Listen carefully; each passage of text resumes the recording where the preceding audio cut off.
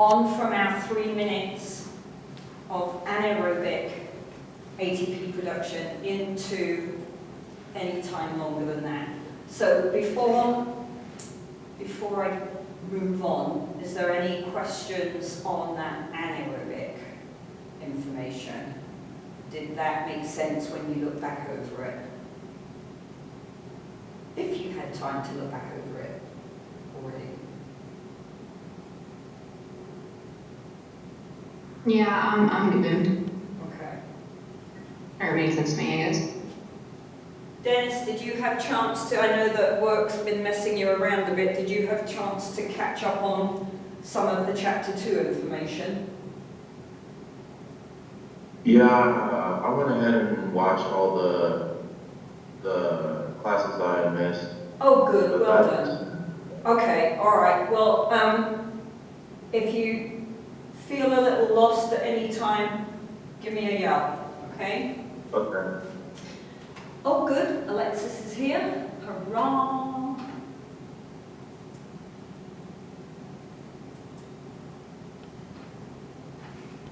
Okay.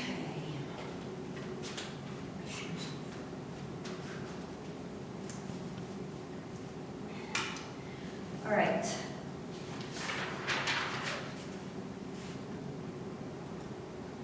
So as always, match up these learning objectives to the ones at the front of the chapter, just in case there's a very obvious omission that you wouldn't need to be concerned about within the chapter.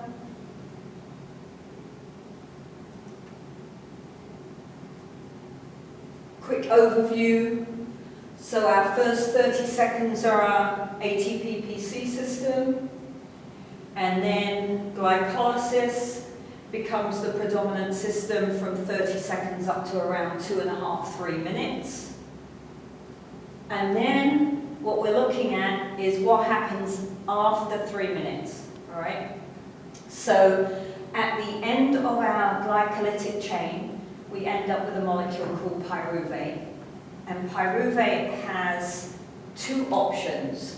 All right, if I'm working anaerobically and there isn't enough oxygen in the cell, then that pyruvate will pick up a hydrogen and be converted into lactate and dumped into the bloodstream. Okay? If, however, I'm working aerobically and there's plenty of oxygen available in the cell, then the pyruvate will get shuttled across to the mitochondria. And we talked about the bus system that does that shuttling, the NAD and the FAD, pick up the hydrogen ions and take them across. They pick up the hydrogen ions and take them across, and pyruvate is also shuttled over to the mitochondria. And so then we've got carbohydrate available for aerobic metabolism.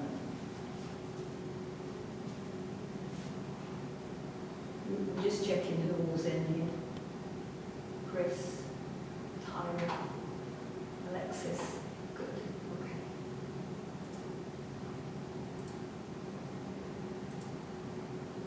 All right.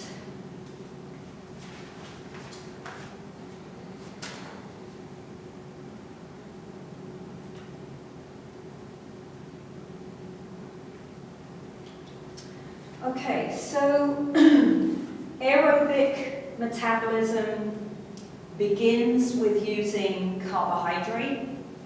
It can also utilize stored fat. Remember, we store fat as triglycerides, and they're big molecules. So it's beneficial that it can start off with the carbohydrate because it's so much smaller. It takes time to get at a stored fat molecule, right? To break that down into the molecule that can go into aerobic metabolism takes a little bit of time. So it's not readily available straight away, okay? Remember that aerobic metabolism occurs within the mitochondria of the muscle cell. And once either the carbohydrate or the fat has been broken down into an acceptable form, which is ACH, then it will enter Krebs cycle, which is part 1 of the oxidative phosphorylation system, aerobic metabolism. Okay? And then part 2 is the electron transport chain. Okay? So acetyl-CoA is our start-off molecule.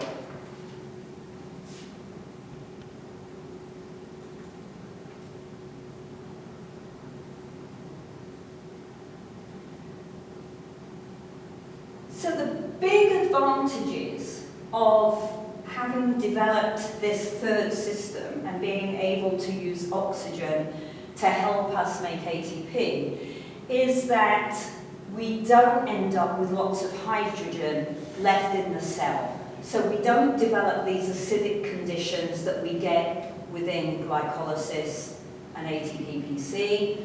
And so the enzymes can just keep chugging along, doing their facilitating to help to make as much ATP as possible.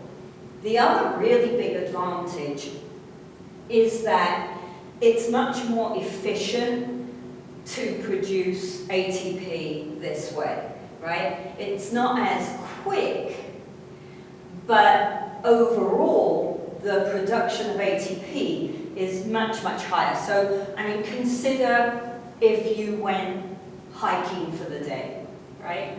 How long can you continue to walk without having to stop, you know, unless it's 110 degrees or something, right? We can walk for hours and hours and hours, okay?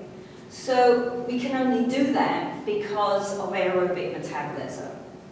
All right? And because we don't get fatigue in the same way caused by acidic situations within the cell. All right? So, as I've said, in addition to carbohydrate, which comes to the system as pyruvate, we can also break down triglycerides, get at those fatty acids, and if we absolutely have to, we can use protein. Although, as we discussed last week, we don't really use protein very often or very much as an energy source. Its job is to do other things, fixing and mending and making hormones and enzymes and things like that. So where the waste products that we got in anaerobic metabolism kind of caused some issues within the cell, our waste products for aerobic metabolism are just carbohydrate and water. So that water can either be used within the body, or it can be exhaled, or it can be excreted through the urinary tract, right? Carbon dioxide's easy to get rid of. We flip it over with the oxygen and we end up breathing it out from our lungs. So it's really, really easy and to move these byproducts out of the way, and they don't cause any toxicity within the cell. So for lots of reasons, aerobic metabolism is the primary source of energy when you're at rest and when we're doing low to moderate level intensity for longer periods of time. Okay? So sometimes it's a little odd to consider that when I'm at rest, I'm using aerobic metabolism to make my ATP. But think about the level of work that you're doing when you're at rest, all right? So whether you're lying down in bed or whether you're sitting in class, you're not using a lot of energy to maintain your postural muscles. I mean, some, because those postural muscles are contracting, otherwise you'd be falling off the chair, right? But I don't have to use a lot of energy to keep those postural muscles contracted. I'm using some energy to maintain my heartbeat. I'm using energy to maintain my respiratory system and my digestive but it's not a lot of energy compared to going out and running hill sprints up and down the grass outside Greyhound Arena. Okay?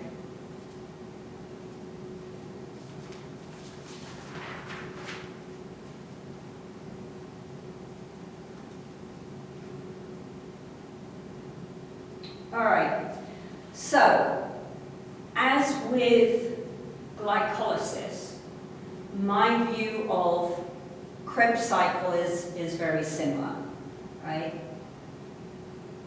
If you are biology students, chemistry students, or you're thinking of going and doing a master's or a PhD in exercise physiology in a really big university, then these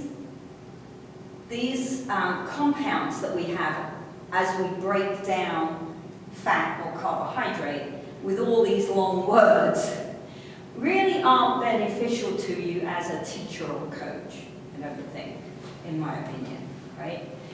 And we can always look them up. So we're going to use a drastically reduced version of the Krebs cycle. If you want to look at every step within the cycle, that's okay.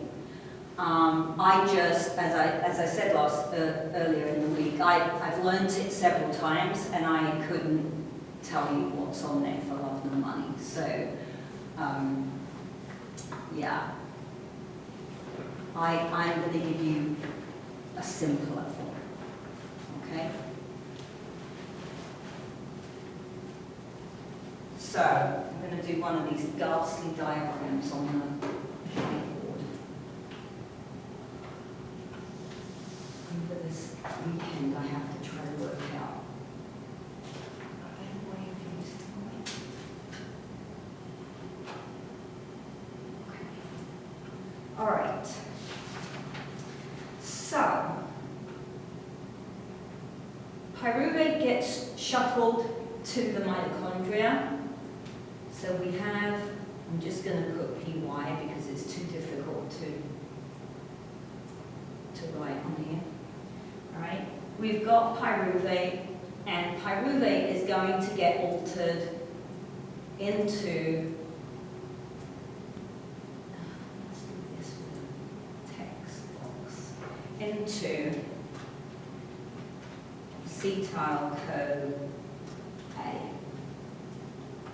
Okay? And acetyl-CoA is the mediator for all the substrates. So whether I'm using carbohydrate, or whether I'm using fat, or whether I'm using protein, they all have to be broken down into acetyl-CoA because that's the only one that can go into Krebs cycle.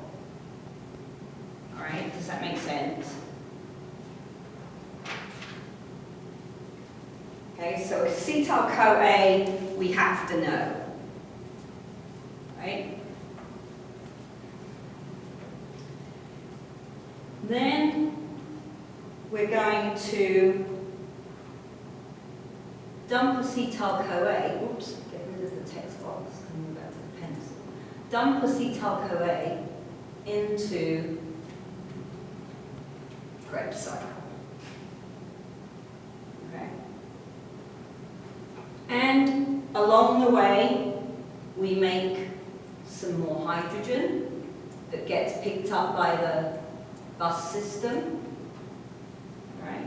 We make 1 ATP per cycle.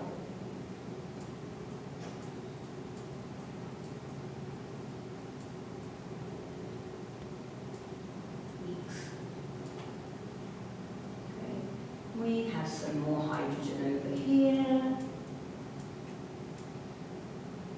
We have some more hydrogen here, right?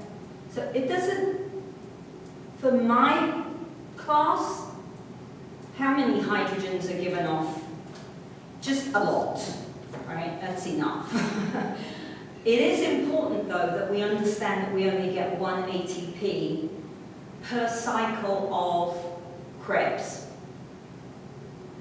All right, and I'll come back and explain that in a little bit.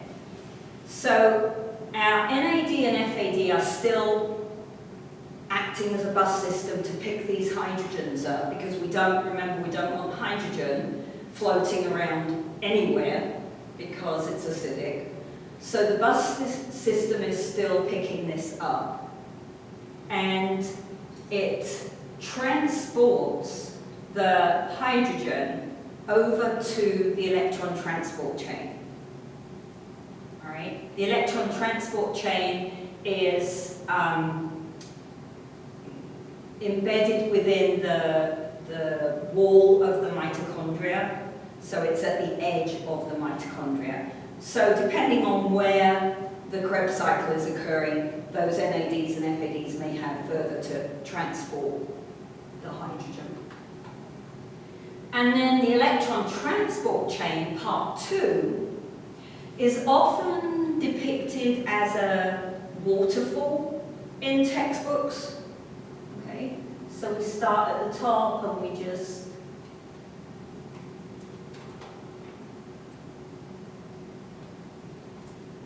okay, it's our waterfall.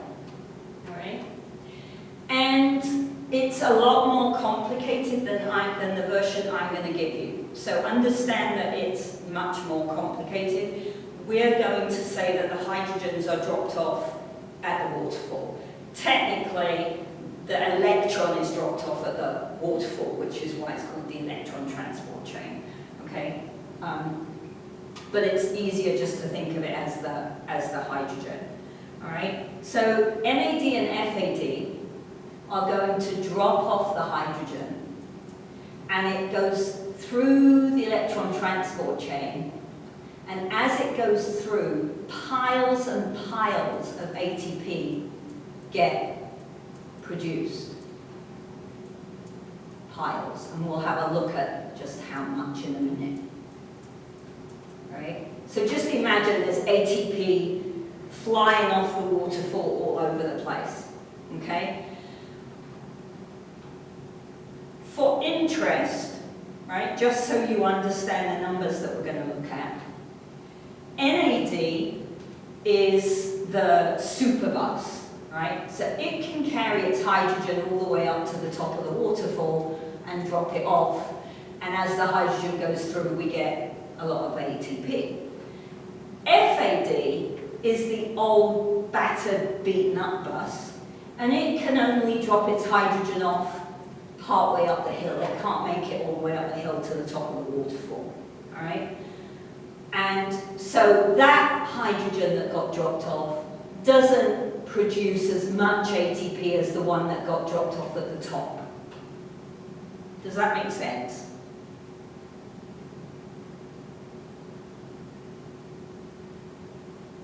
Yes. Yeah? Okay.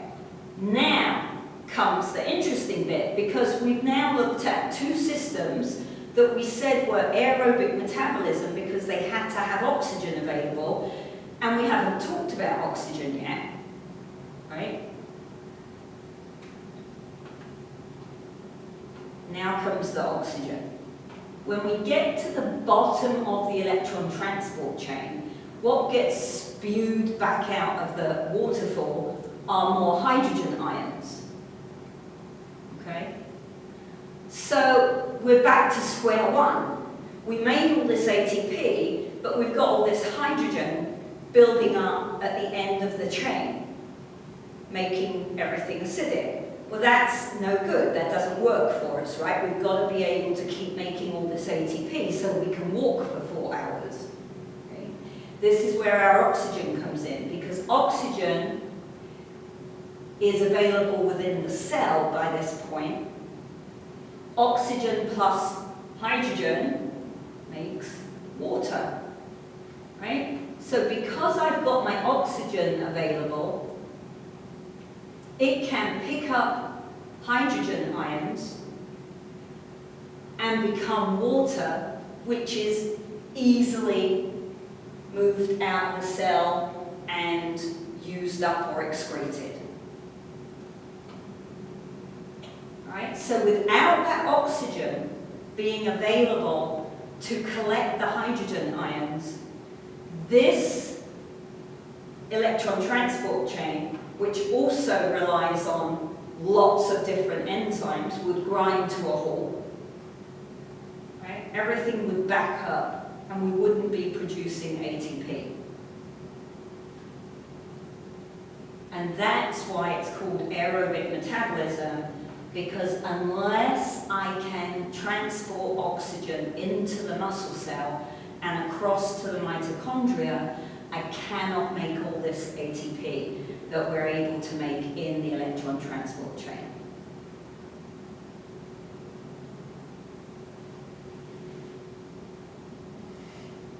Okay.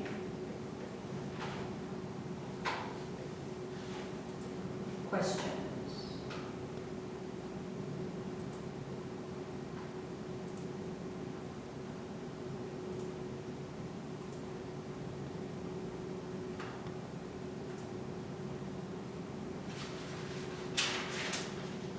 No? I do have one. On the little waterfall thingy, on the one that says the newer bus, was that NADH? Is that what you said? Sorry, say that again, Molly. Oh, sorry. So for, like, you know, you had the waterfall diagram? Uh-huh. So the newer bus, was that NAD? NAD, yeah. Okay. And FAD is the older bus. Okay. And that's that what I only, you only want a vague idea, well, you might need a bit more because you're biology, right? thought. Yes, ma'am. Yes. When I show you the numbers of ATP that are produced, there's some difference, and that's where that comes in. So I'll point it out to you when we get there. Okay. Okay? Thank you. So I want to back up a little bit. We had about 5 seconds or so worth of ATP stored in the cell. We get another 20 seconds or so of ATP that is not going to be very much, right? Within the next 20 seconds or so. We get 2 ATP or 3 ATP from a carbohydrate molecule getting broken down for the next 2.5 minutes. So up to the point that we go into aerobic metabolism, we haven't made a whole heap of ATP, really, right? That's why we can only keep it up for a very short period of time. Okay.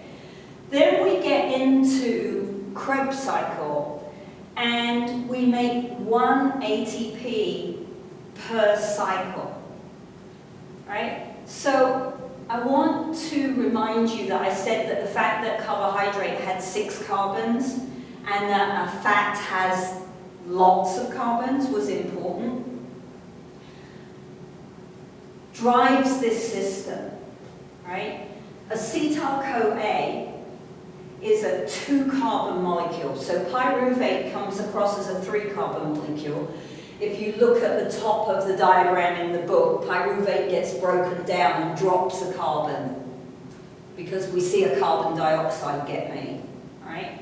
So acetyl-CoA is a 2-carbon molecule.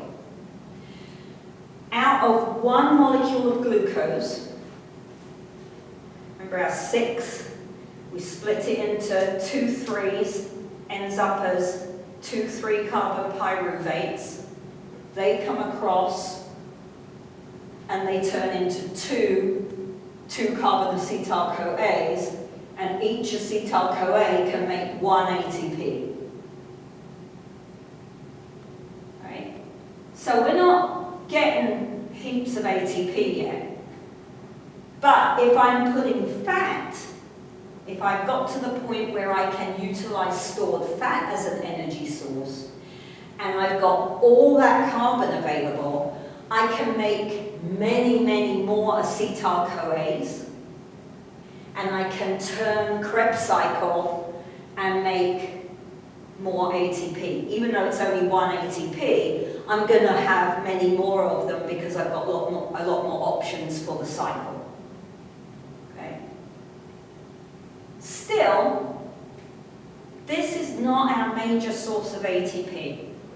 Our major source of ATP is the electron transport chain. Right? Because all those hydrogens, we've got hydrogens coming across from glycolysis, we've got hydrogens being given off in Krebs cycle. All those hydrogens, if there's enough oxygen available, are getting carried across and dumped into the electron transport chain. And every hydrogen is responsible for multiple pieces of ATP.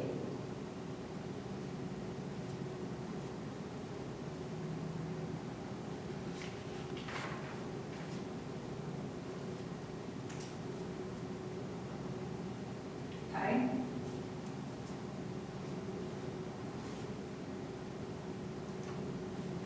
That's the fancy picture of the waterfall. If you're interested in learning that much detail, you don't need that much detail for anything I'm going to do with you, but never hurts to know more. Okay, so this is where hopefully we can put this a little bit, make a little bit more sense. So if we look at carbohydrate, this is a bit blurry, but this is I'm pretty sure this comes from this textbook.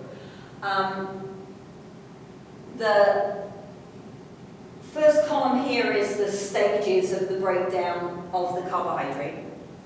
The second column is looking at ATP from glucose, and the third one is looking at ATP from glycogen.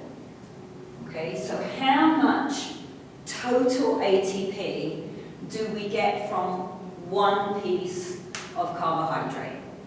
All right, so if you follow down, we've got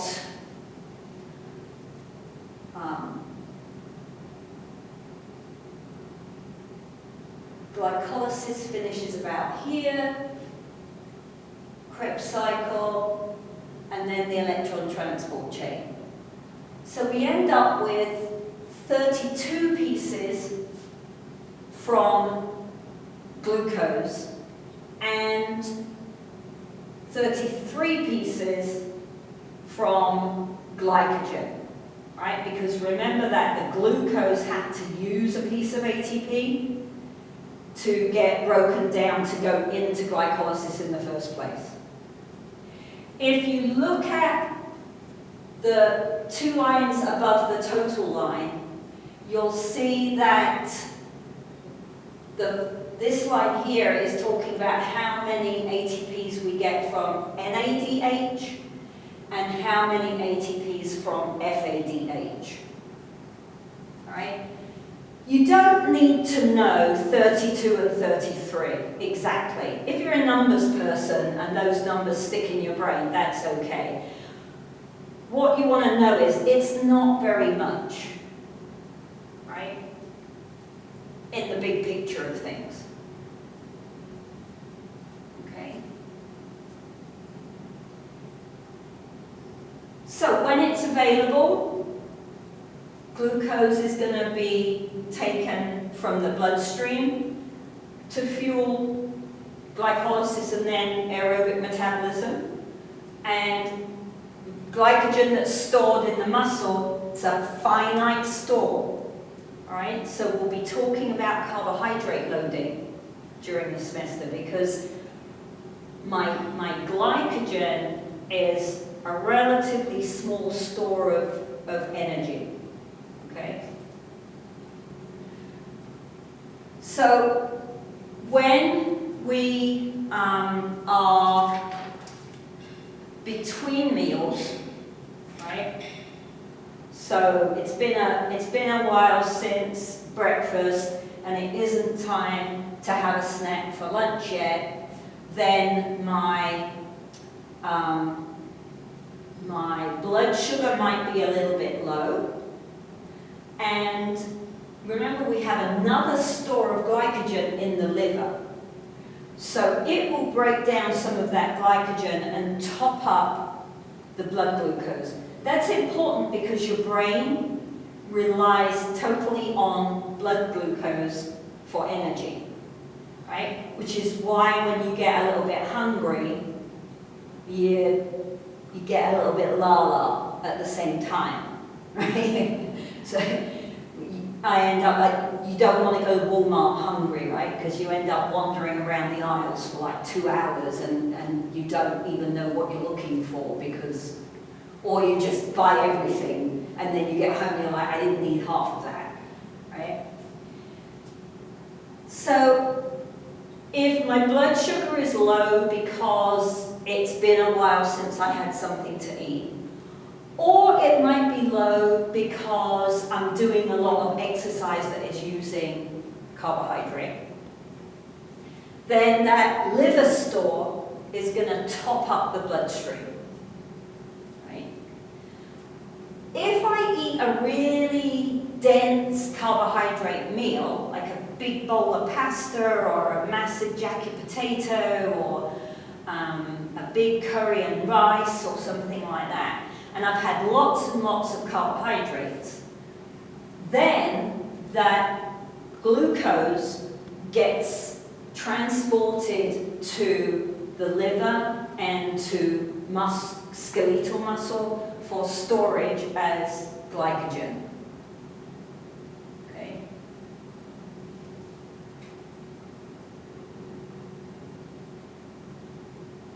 The brain can't store glycogen, so the brain relies on blood glucose being relatively stable, right? So one of the things that it really benefits your studying or your skill work, right, is to keep your blood sugar as stable as possible so that your concentration and your attention is as focused as it can be, okay?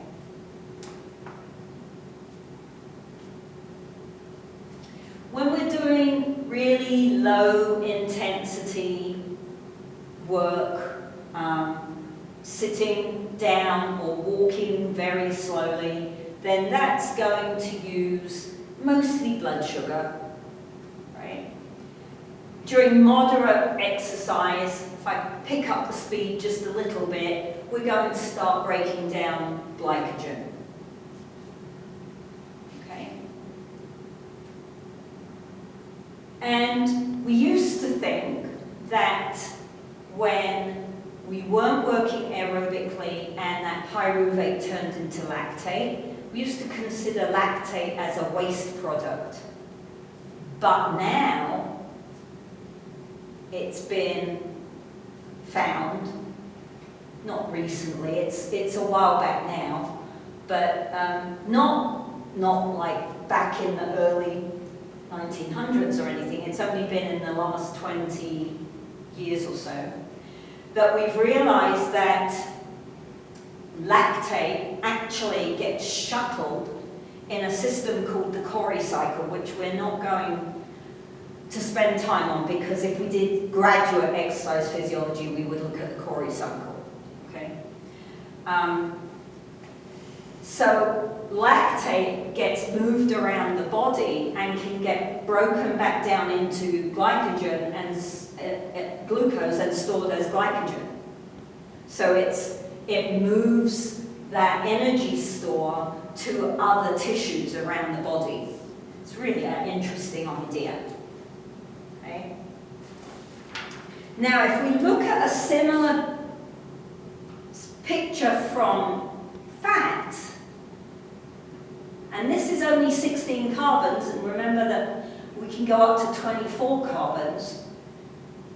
Okay? Here, if we work all the way down the table, we end up with, she says, even with my glasses on, I can't read it. I'm going to have to find it in the book, hang on. That's the carbs. Here's the fats. Total ATP from a 16 carbon is 106. So 106 versus 30 odd. Right? Many, many pieces of ATP that I can then use to access that energy bond for muscle contraction. Right? So the longer the fatty acid, the more carbons the fatty acid has, the more ATP can be derived from that fatty acid. Okay? We break fatty acids down in a system called beta oxidation. So beta oxidation is the equivalent of glycolysis, but for fats. The reason we don't consider beta oxidation an energy system is because no ATP is produced while you're breaking fat down from the triglyceride to the fatty acid and beyond. Okay? So beta oxidation is how we break down triglycerides, but we don't consider it an energy system because it doesn't involve ATP. Well, it doesn't make any ATP. Right? But eventually, our fatty acid ends up as acetyl-CoA, lots of acetyl-CoA, and can fuel Krebs cycle.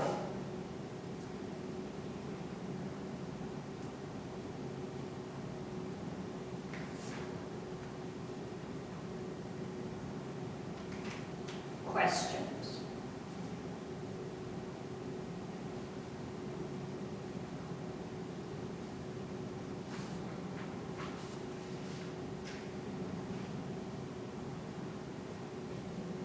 Everyone okay?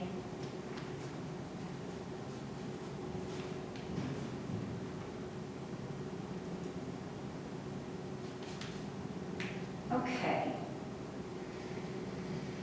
So, I like to point this figure out and just show you some of the chemistry that goes into energy storage and energy use, because when you go out and you're teaching or person training or you're working with athletes or whatever you choose to do, there are a lot of myths out there about what the body does and doesn't do. And you'll hear some really daft things when you get out, all right? So for a long, long time, people have said, oh, I can eat, as much carbs as I want because they're not fats, therefore they don't make me fat, right? I can eat candy, I can drink soda because it's carbohydrates, so it can't make me fat. You'll hear similar things about protein, right? I can eat protein because it isn't fat. It can't make me fat because it's not the same, okay? Well, wrong, right? Wrong. So we can produce lipids and triglyceride from any additional calories, right, that aren't being used. Okay? So lipase is the enzyme that facilitates breaking down triglyceride inside an adipose cell, so inside a fat cell. Okay? And then that fatty acid is released into the bloodstream, and it gets broken down to acetyl-CoA, and then we can use it for energy. Okay? If I eat carbohydrate, I'm going to break it down into pyruvate, then into acetyl-CoA, and I'm going to use it for energy. Right? If I eat proteins, proteins are made of amino acids, remember? Amino acids can either be turned into acetyl-CoA and therefore used to fuel Krebs cycle if necessary, although not very often, or they can be turned into pyruvate if they're just floating around not doing a job. Right? So what's important here is the fact that the arrows go both ways. Okay? So my triglyceride breaks into fatty acids and glycerol. Glycerol can be broken down to one of the substrates in glycolysis, right? And it can go back the other way, right? So if I've got extra pyruvate, it can get stored as triglyceride, right? I can produce lipids from any substance, right? Any other substrate, carbs or proteins. Right? So it is possible to gain triglyceride, which is stored mostly in our adipose cells, from ingesting excess protein and carbohydrate. All right? If we go back to our seesaw, our energy balance, okay? Remember that one side of my seesaw I've got activity, energy use, and on the other side of my seesaw I've got energy absorption, right? Nutrition, liquids, candy, right? So all the calories coming in are on one side, all the calories going out are on the other side. If I've got more calories coming in than I have going out, I gain weight. I gain weight because those calories end up as triglyceride. Okay? It doesn't matter where the calorie came from. Right? If there are too many of them, they will be stored as fat. Okay?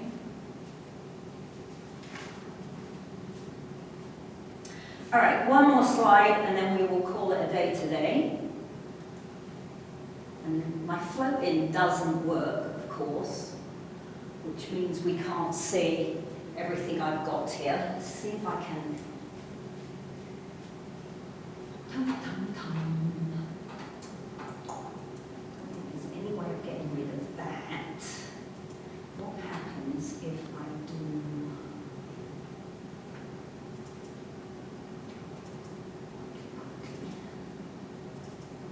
Got that floating in this now.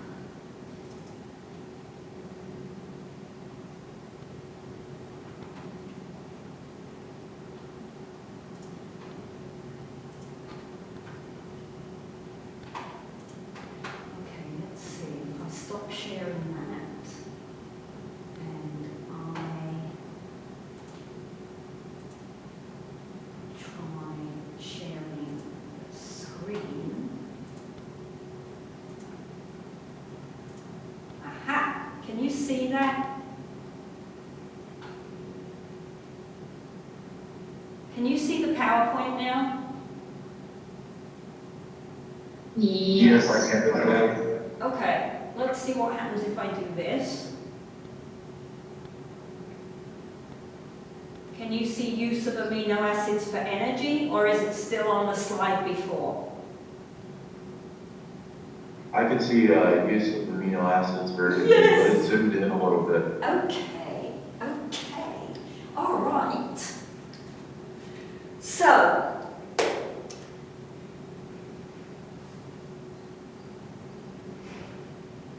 one of the really frustrating things I get into right now is if you go into Walmart or you go online, a lot of these protein powders and protein shakes and protein bars are selling you energy, right? Not all of them. Some of them are being a lot more honest and saying this is going to help you build muscle mass, right? But there are a lot of these, or like these little milk drinks, right, that are meant to take the place of having breakfast because you're really busy or something like that, right? So they say this will give you energy for the rest of your morning or something like that, right? The problem is it doesn't, right? So if I run a marathon, I think I told you this the other day, if we run a marathon, somewhere around 5% of the energy that we need to run a marathon comes from protein. The rest of it is coming from carbohydrate and fat, right? If I go down to the gym and I train for an hour, I am not using protein as an energy source, right? When I'm wandering around my day doing my thing, I am not using protein as an energy source, all right? So sometimes what happens is if you get individuals, so we talked about people who were anorexic and bulimic, because of their skewed nutritional intake, then sometimes what will happen is the body will start to break down muscle tissue to use as an energy source because it's sitting right there, right? And I'm breaking down fats, but I can also break down some muscle tissue. Or maybe I've broken all the fat down, depending upon how extremely the person is ill, right? So if I'm in an extremely low-calorie dieting scenario, then my body may well decide to break down muscle tissue to use for energy. If I'm on a very high-protein diet, right, and I'm eating a lot of protein, then if I do that with any substance, the body adapts to using more of the substance it's getting fed, right? If I eat a very high-fat diet, I will use more fat than I do typically. If I eat a high-carbohydrate diet, we use more carb, right? That's just an adaptation feature. And as I said, if I'm doing really long-term endurance activity, not running for a couple of miles, right? Long-term activity, then we see a small increase in protein metabolism, all right? But exercise is necessary to minimize that muscle loss if I am dieting. So if I'm going to diet, I need to diet and exercise, right? Remember our chart with the men that all lost the same amount of weight, but when we looked at body composition, it was very different, okay? So the key is, if I want to lose some body mass, I've got to exercise at the same time to make sure that body mass that I'm losing is not muscle. Okay? And let's see if the floating works for you. Can you see our model lady? Did she come in? She's kind of skinny. She's very skinny. Right? So you can see her latissimus dorsi is basically non-existent. Her triceps are basically non-existent. Right? Look at that. Okay? Because she doesn't eat enough and her body is eating itself.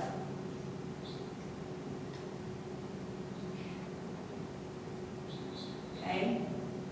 So that's what happens when you look at, particularly people with anorexia. As I said, the issue with bulimics is they do eat. It's whether or not they keep it down. But with an anorexic, they just don't eat. I mean, the calorie intake is minimal.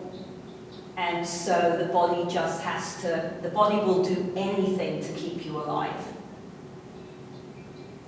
And yeah, That's what can happen. Very sad.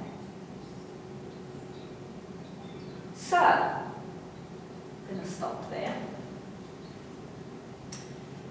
And pick up on, remember that Monday is Labor Day, university is closed, so we do not have class on Monday, all right? So I will see you on Wednesday, and we'll pick up from here and look at the next bit of information.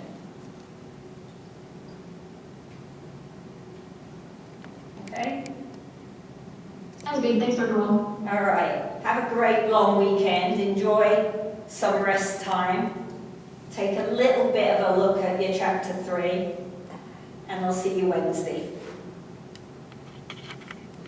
Bye. Keep your masks on. Wash your hands. Bye.